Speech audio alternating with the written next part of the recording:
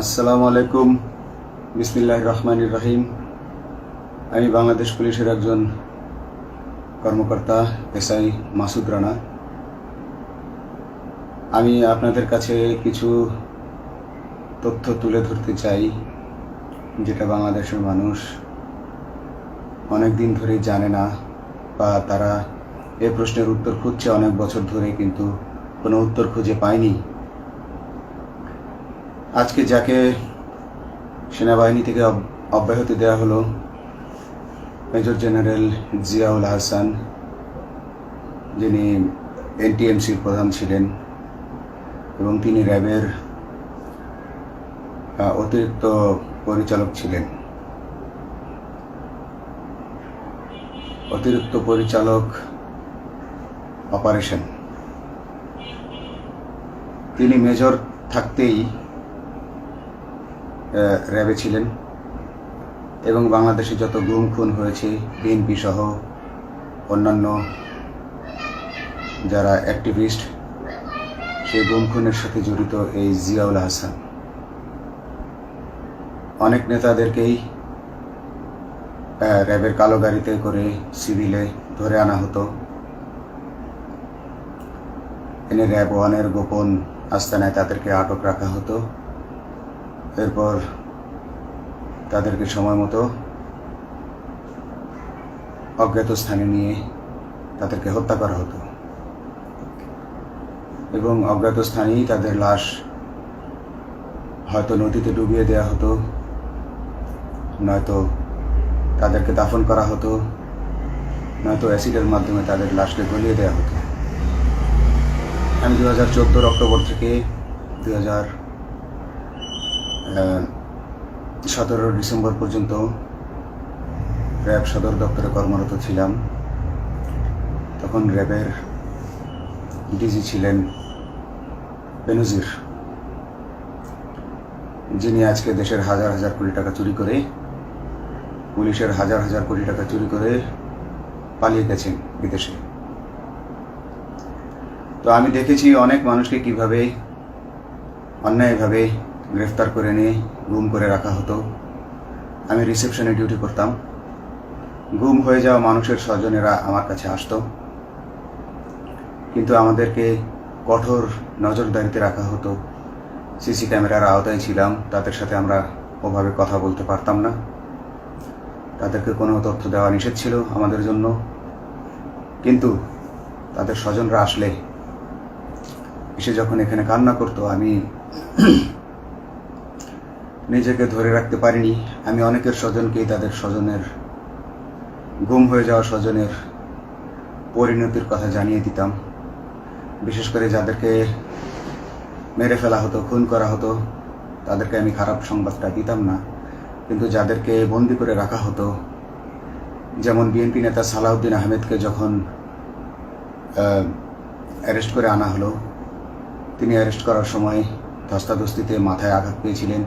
তাকে র্যাব ওয়ানের গোপন কক্ষে আটক করে রাখা হয়েছিল দীর্ঘদিন। এরপর তাকে এক সময় ভারতে পাচার করে দিয়ে আসা হয়। তাকে অজ্ঞাত কারণে হত্যা করা হয়নি।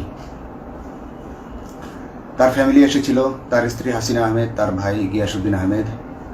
ওনারা আমার কাছে বেশ কয়েকবার এসেছেন। আমি কয়েকদিন ওনাদের এই উদ্বেগ, উৎকণ্ঠা, আমার সামনে বসে কান্নাকাটি দেখে আমি থাকতে পারিনি। আমি ওনাদেরকে কৌশলে আমার ফোন নাম্বার দিয়ে আমি ওনাদের সাথে দেখা করে ওনাদেরকে জানিয়ে দিই যে সালাউদ্দিন সাহেবকে হত্যা করা হয়নি, উনি জীবিত আছেন এবং ওনাকে হত্যা করার সিদ্ধান্ত নেওয়া হয়নি। এই সিদ্ধান্তগুলো জেনে নিতেন তিনি হচ্ছেন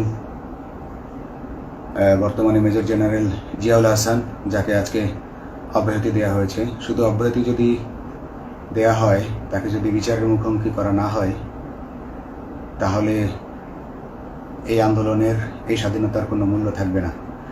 আমি আজকে আর কাউকে ভয় পাই না। আমি আজকে বিশ্বাস করি যে আজকে আমাকে এই সত্য বলার জন্য কেউ গুম করে দিতে পারবে না, এই সত্য বলার জন্য কেউ আমাকে অ্যারেস্ট করবে না। সেই কারণে আমি বুকে সাহস নিয়ে আজকে কথাগুলো বলছি। আপনারা যারা বিএনপি নেতা ইলিয়াস আলীর অপেক্ষায় আছেন, তাদের জন্য দুঃখজনক সংবাদ। তাকে অনেক আগেই হত্যা করা হয়েছে। তাকে পতেঙ্গা সমুদ্র সৈকত দিয়ে কড়া পাহারায় সাগরের মাঝখানে নিয়ে স্পিড বোটের মাধ্যমে মুখে পলিথিন পেঁচিয়ে হত্যা করে, তার পেট ছুরি দিয়ে ছিদ্র করে, তাকে পাথর দিয়ে বেঁধে সাগরে ডুবিয়ে দেওয়া হয়েছে। শুধু ইলিয়াস আলী নয়, অনেক নেতার সন্ধান যারা আজও পাননি। কিছু মানুষ তো ঘর থেকে উদ্ধার হয়েছে, কিন্তু যাদেরকে আপনারা পাননি তাদের সবার এই করুণ পরিণতি হয়েছে। আমি যদিও তারা এই কাজগুলো গোপনে, অতি গোপনে করত এবং র্যাবের অন্যান্য শাখার কর্মরত কর্মকর্তা কর্মচারীরা এটা জানতো না, কিন্তু আমি অত্যন্ত বিচক্ষণভাবে আমি এই খবরগুলো নিতাম, কারণ আমি জানতাম এগুলো একদিন আমি প্রকাশ করতে পারবো। এবং এই দিনটার অপেক্ষায় ছিলাম আজকে এত বছর, মানুষের কাছে সত্য প্রকাশের। বাংলাদেশের মানুষ জানুক যে কারা খুনি, কারা এত মানুষকে গুম খুন করেছে, এই দেশ থেকে এই দেশে ত্রাসের রাজত্ব কায়েম করেছে। তারা মাদকের ক্রস ফায়ারের নামে যে হত্যা ট্র্যাডিশন চালু করেছিল, এই ট্র্যাডিশনের উদ্দেশ্য ছিল বিরোধী দলের লোকজনকে হত্যা করা।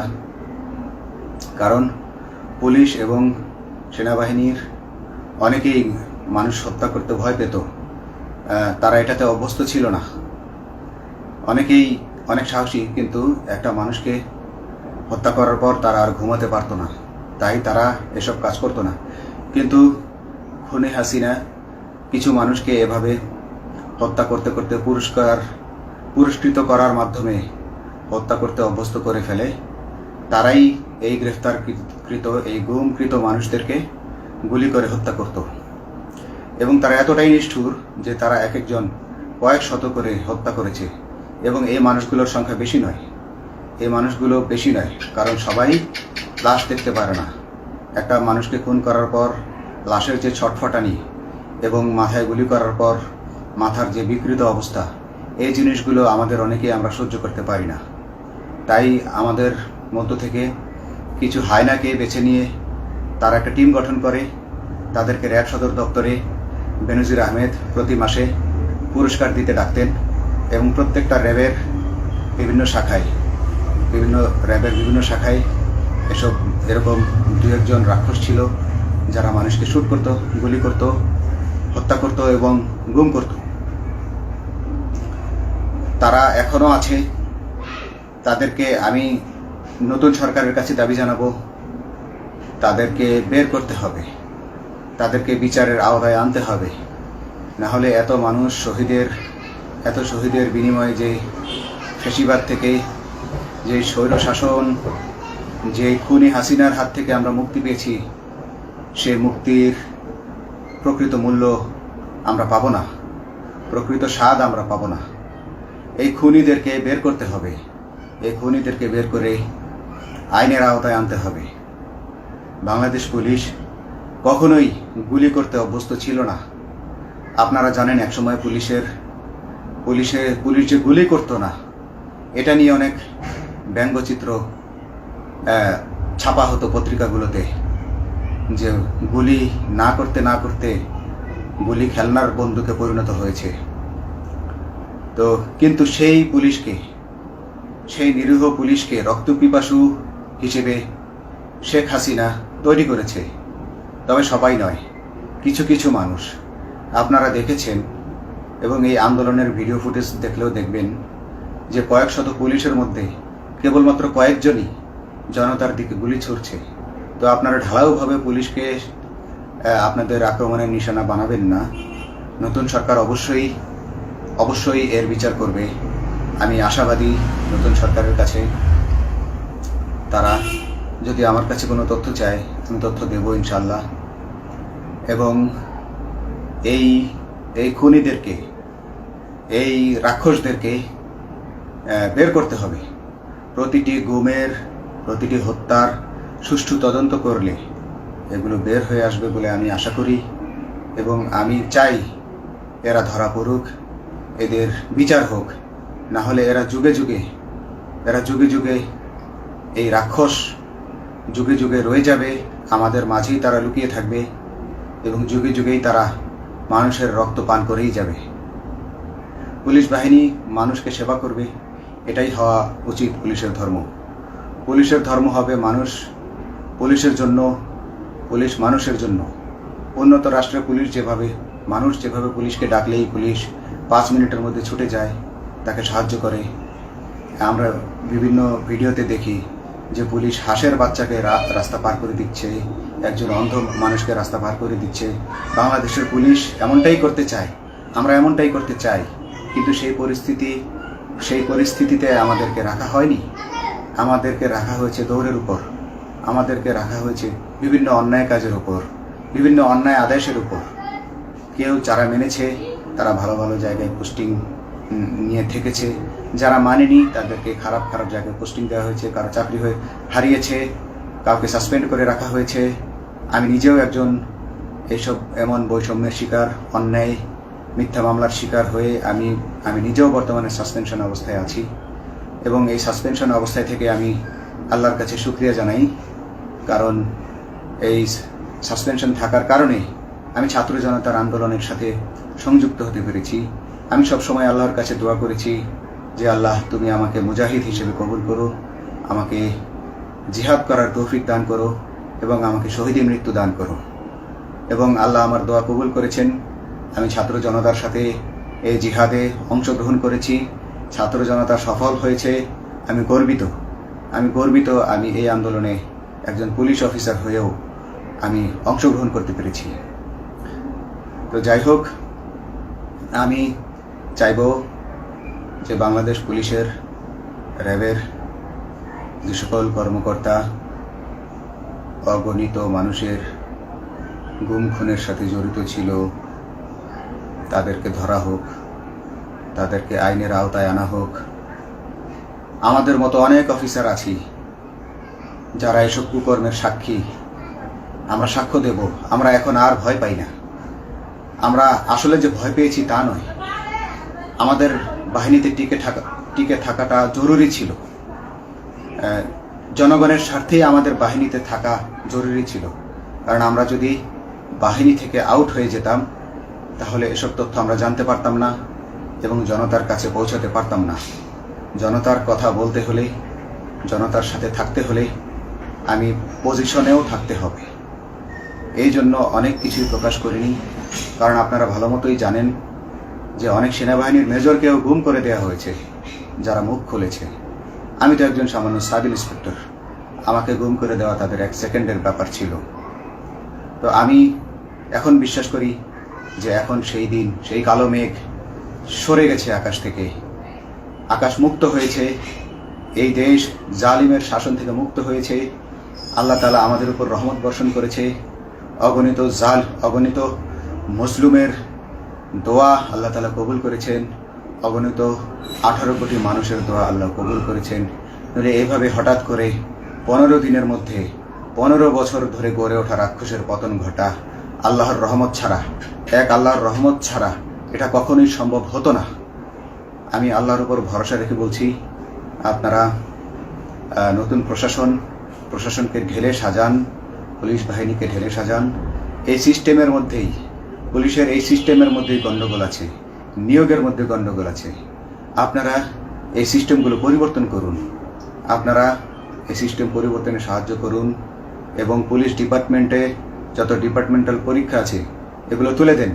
এই ডিপার্টমেন্টাল পরীক্ষাগুলোর মাধ্যমে আমাদের ঊর্ধ্বতনরা আমাদের গলা সবসময় চিপে ধরে রাখে, ঠিক আছে? সেজন্য আমরা তাদের কাছে সবসময় আটকা থাকি। এজন্য আমরা অনেক কিছু বলতে পারি না, অন্যায়ের প্রতিবাদ করতে পারি না। তো এই সিস্টেম পরিবর্তন জরুরি। ডিপার্টমেন্টে কোনো পরীক্ষা থাকা যাবে না। কনস্টেবল হতে যারা একটা নির্দিষ্ট সময় পর তার বিভিন্ন কোর্স করানোর মাধ্যমে তার প্রমোশন হতে হবে। সাব ইন্সপেক্টরে ভর্তি হয়ে 5 বছর পর ইন্সপেক্টর হিসেবে পদোন্নতি পাবে, তার 5 বছর পর সহকারী পুলিশ সুপার হিসেবে পদোন্নতি পাবে। এভাবে আইন পরিবর্তন করতে হবে। তাদেরকে দক্ষ করে গড়ে তোলার জন্য বিশেষ কোর্সের আয়োজন করতে হবে এবং সৎভাবে বাঁচার জন্য সঠিক বেতন কাঠামো এবং ভালো কাজের জন্য পুরস্কার এর ব্যবস্থা করতে হবে। বিভিন্ন যে চোরাই মাল মাদক উদ্ধারের জন্য সেক্ষেত্রেও বিশেষ পুরস্কারের ব্যবস্থা থাকতে হবে এবং বাসস্থান এবং যানবাহন, পুলিশের যেই ব্যয়টা হয় সেটা হচ্ছে বাসস্থান এবং যানবাহন। পুলিশ আমরা নিজের বেতনের টাকা দিয়ে মোটরসাইকেল কিনে চাকরি করতে হয়, এই বিষয়টা যেন না করতে হয় এবং সরকারি বাসস্থান যদি আমাদেরকে দেয়া হয় তবে আমরা বেতনের টাকা দিয়ে আমরা মানুষকে সেবা দিতে পারবো, সৎভাবে চলতে পারবো এবং দেশের মানুষকে সন্তুষ্ট করতে পারবো ইনশাল্লাহ। তো আমি আপনাদেরকে প্রথমে যেই তথ্যগুলো দিয়েছি গুম খুনের বিষয়ে, আপনারা এই তথ্যগুলো অনুসন্ধান করুন, অনুসন্ধানে টিম গঠন করুন। প্রত্যেকটা গুম খুনের বিচার হতে হবে এই দেশে।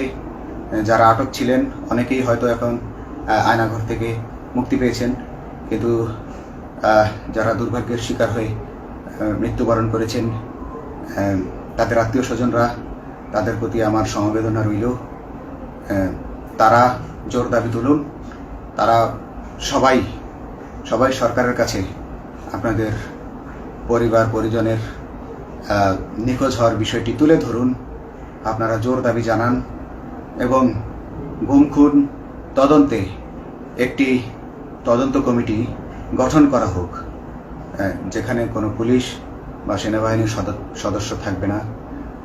এটা হতে পারে বিচার বিভাগীয় তদন্ত বা অন্য কারো মাধ্যমে, কিন্তু এই হায়নাদের এই খুনিদেরকে বের করুন, বের করে এদেরকে শাস্তির আওতায় আনুন, তবেই এই তারা তাদের বলিদান সফল হবে। আসসালামু আলাইকুম।